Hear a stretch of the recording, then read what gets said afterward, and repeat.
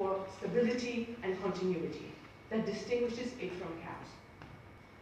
I could elaborate more on the edge of chaos circumstance, but let me, since for the shortage of time, let me adapt this concept back to the reality that surrounds Georgia. Definitely, violent conflicts around Georgia, increasing hostilities, the potential of revival of hostilities in relation to Russia, hyperactive Russia, which dominates the region and tries to lead its way, that presents all the characteristics of chaos. There are particular skills, and in particular leadership skills, that are necessary to remain at the edge of chaos. I would distinguish three particular skills that are necessary for the leadership to remain at the edge of chaos. First of all, that's proactivity. Leaders who lead entities, organizations, agencies, or states at the edge of chaos have to be proactive.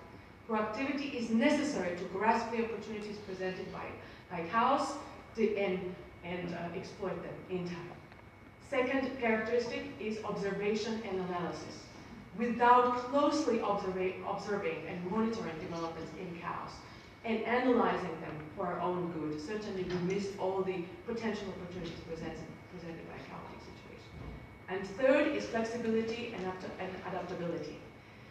Entities at the edge of, and states at the edge of chaos need to remain continuously adaptable and flexible in order to adapt themselves to the challenges presented by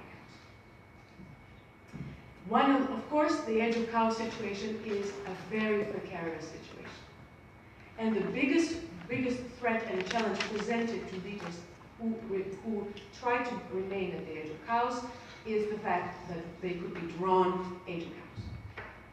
That's one of the biggest challenges currently in Georgia, and I encourage you to think of the presentations today as potential dangers for drawing Georgia into a different kind of chaos, whether that will be internal chaos or chaos imposed by external actors.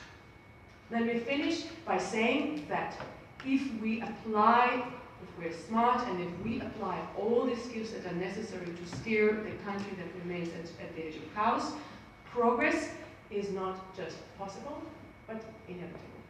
Let me quote the chair of the Argentinian Truth Commission, CONADEP, a famous physicist, again, and a writer, Ernesto Sabato, who, after Argentina went through a transition from dictatorship to democracy, said, "The youth of my country experienced incredible sadness, but I hope that one day this sadness will result into a creative explosion." Thank you so much.